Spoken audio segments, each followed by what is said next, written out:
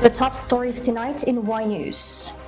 President Ferdinand Marcos Jr. expresses optimism about the country's rice supply as harvest has already begun in major palay-producing provinces. The Department of Foreign Affairs confirms the death of a Filipino national in the Hawaii wildfires.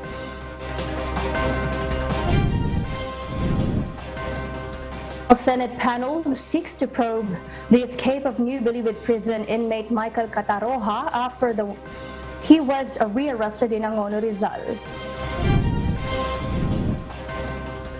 And find out how much discovery evidence needs to be reviewed in the case that urges lawyers of former United States President Donald Trump to request for the deferment of the 2020 election interference cases trial date. Good evening, Philippines and the world. Today is Friday, August 18, 2023. Join us in the next hour as we deliver today's top stories around the Philippines and in other parts of the world. I am Maria Latoza. We are also seen in 1,935 satellite monitoring centers nationwide and via live streaming worldwide through the UNTV News and Rescue social media channels. I am Marvi Delfin.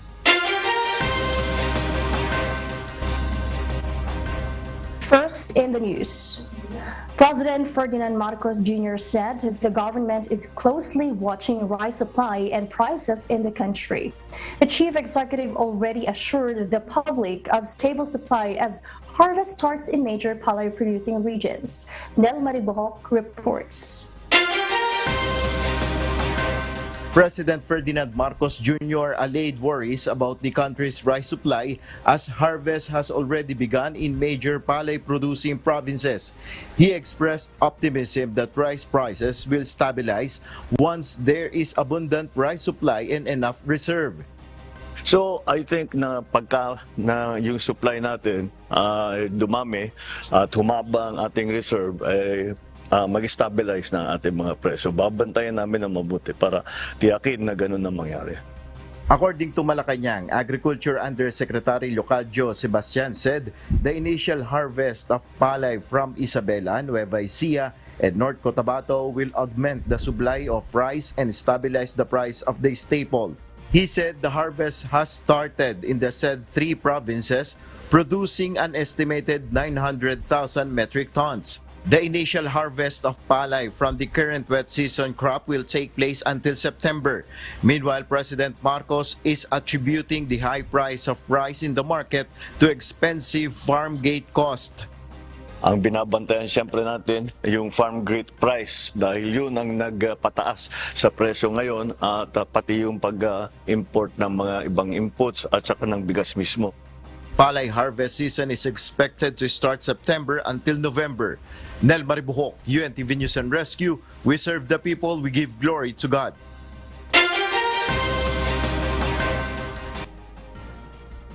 The Department of Justice, or DOJ, is eyeing that some government agencies will receive initial compensation claims over the oil spill incident in Mindoro by January of next year. Dante Amento explains why. Department of Justice or DOJ Undersecretary Raul Vasquez, head of the Interagency Task Force over the Mindoro oil spill due to the sunken oil tanker MT Princess Empress, stated that the prescription period for the compensation claims is only 3 years. After that timeline, the claims will be deemed waived. Vasquez believes government agencies such as the Department of Environment and Natural Resources or DENR and the Philippine Coast Guard can receive even an initial reimbursement of the claims in January 2024. Personally, ako gusto kong mag-claim ng January ng government man lang, whoever they are. Kahit partial lang. 3 years from the time the disaster happened. And certain instances, as discussed to us by Asekiano kanina, it can be justified up to 6 years. Pero very rare instances yun and kailangan justifiable grounds. Around 200 million US dollars or 15 billion pesos estimated compensation claims incurred during the oil spill incident. Meanwhile, the interagency task force met today to discuss on how to begin computing the damages suffered by different local government units affected by the oil spill. To enable the affected LGUs and the concerned government agencies, national agencies, to formalize and to make assessments and computations and documentation of their respective claims for reimbursement.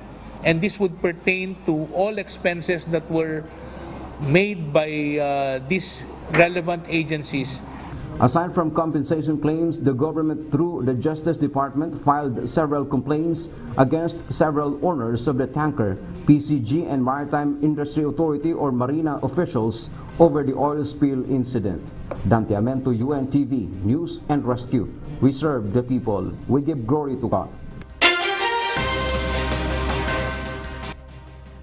The Commission on Elections, or COMELEC, is set to conduct a simulation of mall voting tomorrow, August 19, in connection with the Barangay and Sangguniang Kabataan elections, or BSKE, on October 30, 2023.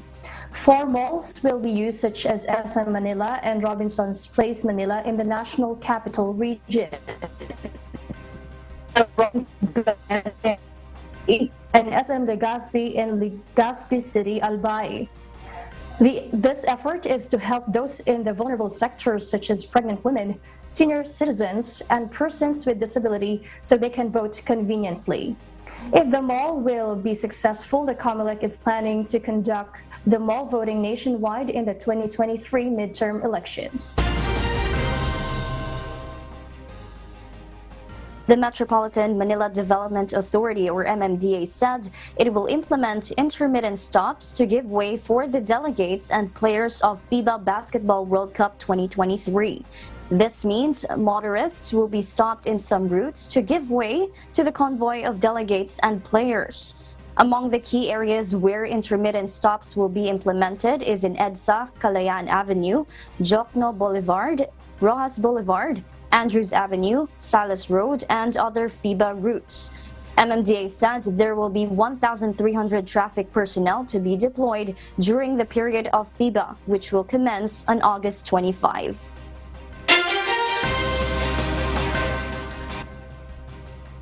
And for the news abroad, a small private plane crashed on a highway in central Selangor, Malaysia, killing the plane's 6 passengers, 2 crew as well as 2 motorists on moving vehicles hit by the plane. Jane Robles will tell us why live.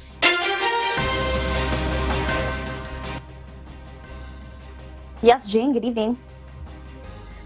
Good evening, Marvy. A Beechcraft Model 390 small plane, which departed from Langkawi International Airport in Malaysia, crashed onto an expressway north of the capital, Kuala Lumpur. The charter plane was carrying 6 passengers and 2 crew members. According to Transport Minister Anthony Loke, no one survived the crash. The aircraft collided with a motorbike and a car that were traveling on the highway, resulting in the fatalities of the sole passengers in each vehicle. The aircraft received landing clearance at Subang Airport, also known as Sultan Abdul Aziz Shah Airport, after making contact with the air traffic control tower. However, the aircraft deviated from its flight path and plummeted to the highway near the locality of Elmina. Chief Executive of the Civil Aviation Authority, Nur Azman Mahmood, later mentioned that smoke was observed from the crash site by the tower, but the aircraft did not make a mayday call. Videos captured by dash cameras in passing vehicles showed the plane exploding into a fireball upon colliding with the edge of the highway. Malaysian authorities will not disclose the identities of the aircraft passengers until forensic tests have been completed. It is believed that one of the 8 individuals on board the aircraft was a local politician. Back to you, Marvy. Thank you, Jane Robles, reporting live. The island's most complicated fire reigns terror on the island of Tenerife, impacting around 8,000 individuals as the fires remain out of control. Charis Longbowen will tell us why.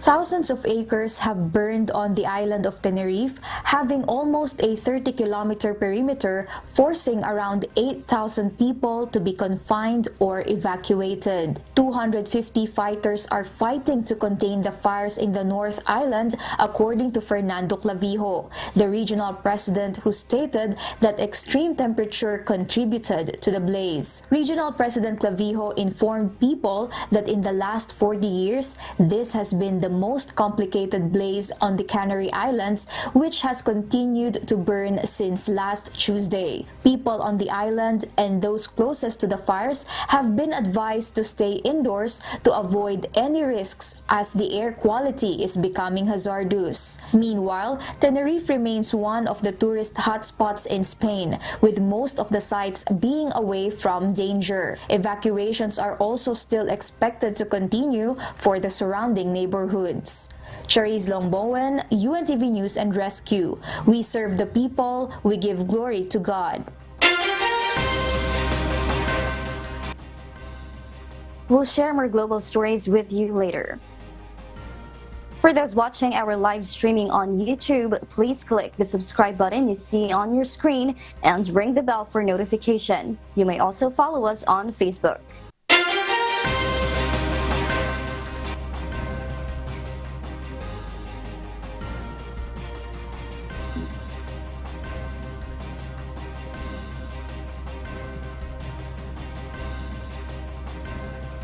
The Department of Foreign Affairs, or DFA, confirms the death of a Filipino national in the Hawaii wildfires.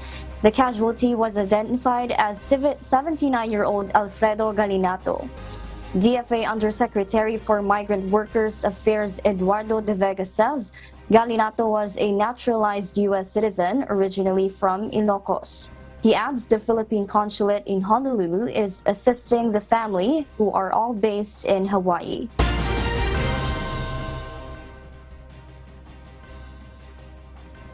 Person deprived of liberty, or PDA, Michael Cataroja is back today, August 18, in the Bureau of Corrections custody, particularly at the New Bilibid Prison, or NBP.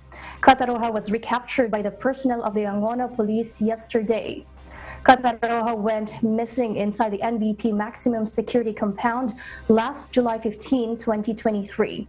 BuCor Chief Gregorio Pio Catapang Jr. has ordered to form a board of inquiry to investigate how Cataroja was able to escape and who will be held liable. A Senate panel is set to probe the escape of New Bilibid Prison, or NBP, inmate Michael Cataroja after he was rearrested in Angono, Rizal.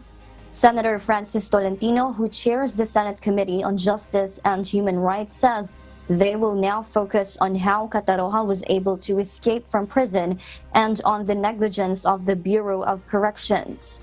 The Senate panel earlier launched an investigation into the alleged mass grave inside the National Penitentiary after Cataroja was initially reported as missing. Last month, Justice Secretary Crispin Boying Remulla announced that Cataroja's decapitated body was found inside the vicinity, but later on admitted in a congressional hearing that he had fallen for fake news. Despite the decision being made by the Supreme Court, some residents are still opposed to EMBO Barangay's move under Taguig City's jurisdiction. One of their concerns is the benefits they receive from the Makati City government that they will lose. Anan Manansala will tell us why. While it's clear that the enlisted men's barrio or EMBO barangays refer to 10 barangays that were once part of Makati City based on the Supreme Court's ruling, they are now part of Taguig City. Due to intense disputes, many residents are opposed to this decision. In conversation among neighbors in Barangay West Rembo, the topic of local governance transfer is still being discussed. All of them are against what's happening. According to Gina Guillermo, she's worried about losing benefits, especially since she is just waiting for one more year to become a senior citizen. They had a similar experience when her sibling got sick and needed assistance. Their problem was resolved through the benefits provided by the Makati Local Government Unit or LGU. Hindi kasi maraming mahirapan. Maraming benepisyo mawawala. Siyempre, maraming benepisyo sa ospital, pag-December. Paano ngayon kami kung magkakasakit kami? Neil Superal stands firm in the same belief. Yun ang hinihiling namin. Kaya nga umaayaw kami, di ba? Natapatan nila yung nakukuha namin dito. Hindi naman na kinakailangan pang ano yun eh. Dahil yun nga yung unang nireklamo eh, di ba? Then mawawala yung mga benepisyo. Based on the interpretation of the Taguig government, they assert that the Supreme Court's decision is sufficient to transfer the 10 enlisted men's barrio or EMBO barangays under their jurisdiction.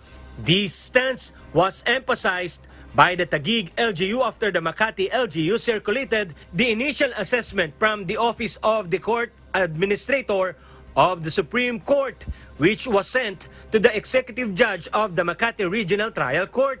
According to Taguig City Mayor Lani Cayetano, Makati is using the issue of the writ of execution to prevent the transfer of the mentioned barangays under their governance.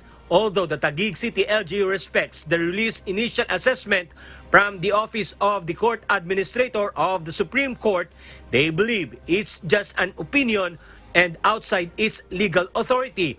The Taguig LGU reportedly won't cease searching for legal means to fight against those who seek to impede the right granted to them by the High Tribunal. Alan Manansala, UNTV News and Rescue, we serve the people, we give glory to God.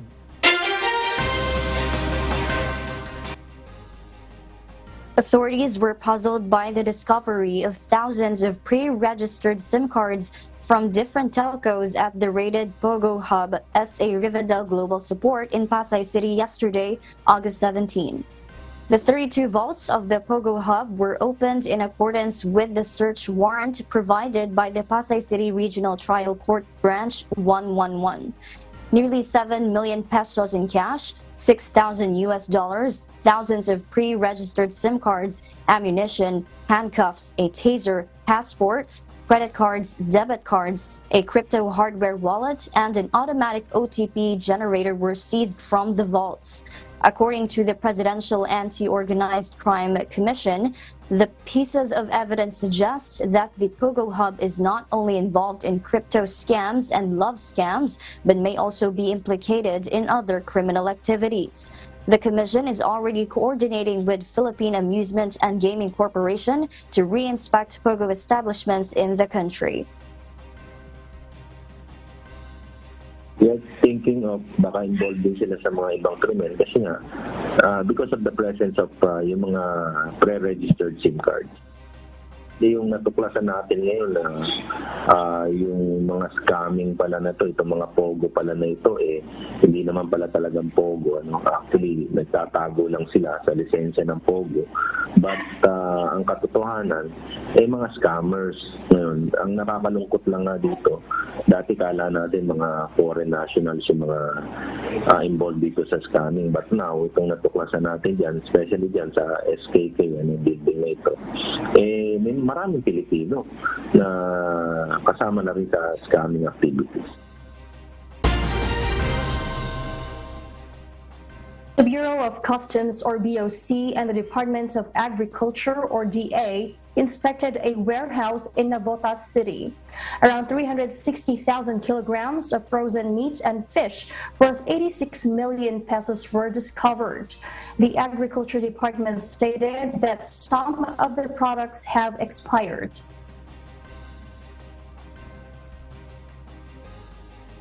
Doon sa karne, kami lubos na nabahala kasi may mga nakita tayo doon, expired na mga karne ng baka at ng mga manok. Lahat ito mga imported, ano. Isa rin na nakita natin, may mga nabubulok na din ng mga galunggong doon sa mga cold storage facilities na yan. DA warns the public because similar products may have entered markets in Metro Manila and nearby provinces. Sa mga ibang inspection po natin sa mga palengke, nakita po natin yung ibang mga same labels ng mga karne, yung mga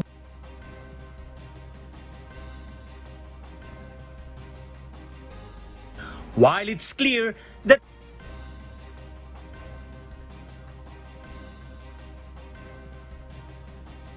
mga scamming pala na to, itong mga pogo pala na ito, hindi naman pala talagang pogo, ano, actually.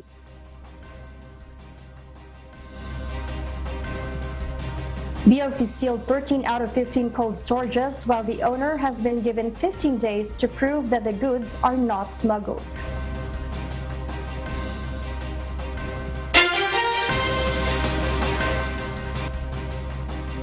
And in other global news, the bill allowing the use and possession of cannabis for recreational purposes was approved by Germany's cabinet, also allowing German residents to join non-profit cannabis clubs.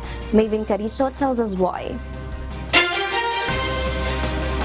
Germany's cabinet approved the plan to liberalize rules on cannabis last Wednesday, August 16, to decriminalize possession of limited amounts and allow cannabis club members to buy and use it for recreational purposes.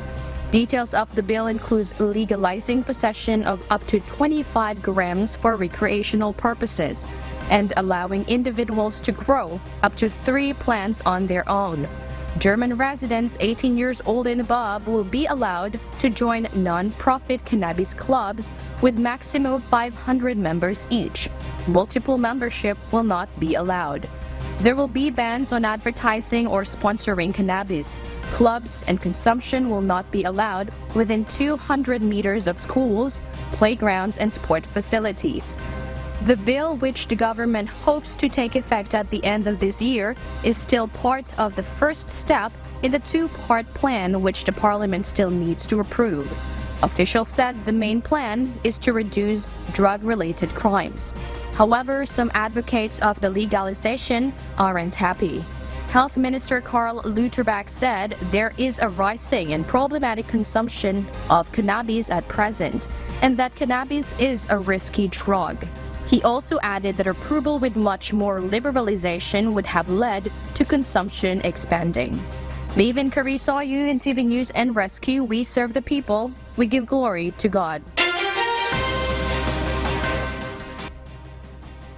Lawyers for former United States President Donald Trump request for the trial date for the 2020 federal election interference case to be moved to 2026. This would reject the prosecutor's proposed January 2, 2024, which is before the commencement of primary voting, and then position the trial after the November 2024 U.S. elections, in which Trump is the Republicans' early front-runner. In a filing written to overseeing Judge Tanya S. Chutkan, the pushback is needed because of the historic nature of the case and the volume of discovery evidence they will have to sort through, estimated to be as much as 8.5 terabytes of materials, totaling over 11.5 million pages. This would equate to reviewing 100,000 pages per day to meet the Justice Department's original timeline for jury selection. Additionally, Trump is confronting 4 criminal cases in 4 different U.S. cities in which he has strongly pleaded not guilty. And those are the reasons behind the news in other parts of the globe.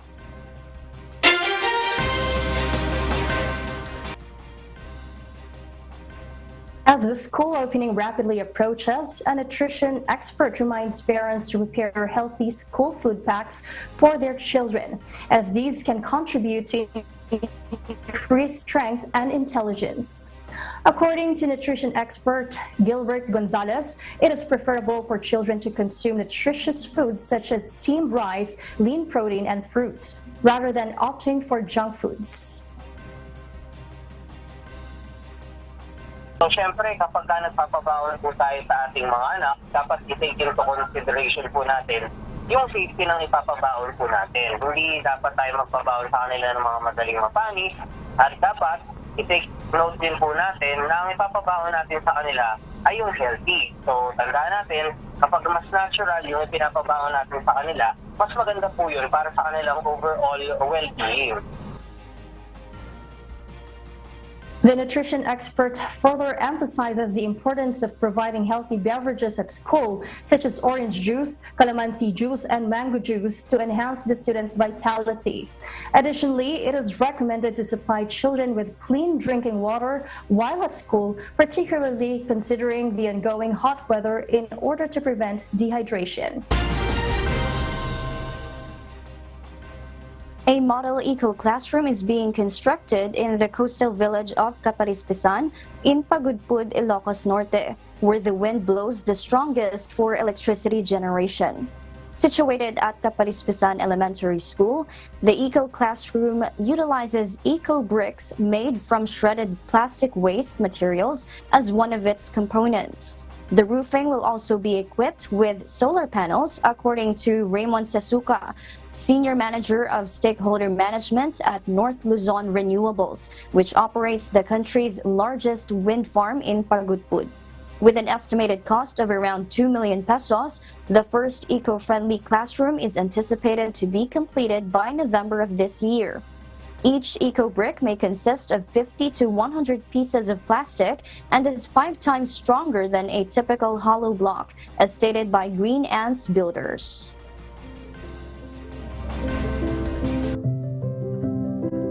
Our Kasangbahay, as the world faces these trying various challenges and uncertainties, we are inviting everyone to join the global prayer for humanity. Good day. I'm Brother Eli Soriano of the members of the Church of God International. I want to invite you to join us in a minute of prayer every day to pray for humanity and the whole world as we go through these perilous times. While safety measures like washing of hands and strengthening of our immune systems may help us through this horrible predicament, there is still no precaution or cure more powerful than God's mighty intervention. And we need His intervention now more than ever. It doesn't matter what religion you are in or what denomination you belong. This is an invitation for all the people around the world who cares for the future of their family, friends, loved ones, and humanity as a whole. Everybody is welcome to pray with us. For more details, you can check out the description box below. Thank you very much, and I hope to hear from you soon. May God bless you.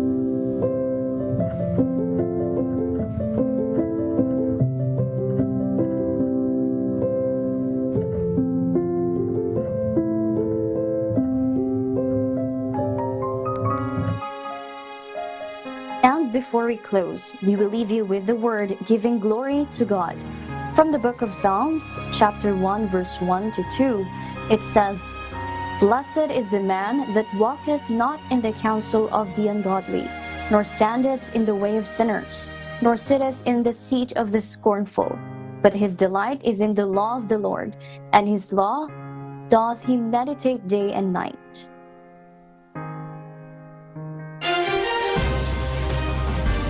And those are the reasons behind the news August 18, 2023. Reasons we deliver to you as they unfold. I am Marvy Delfin, live from Australia. Because we need to know, we will always ask why. I am Mariana Toza, live from Perth, Australia. We serve the people, we give glory to God.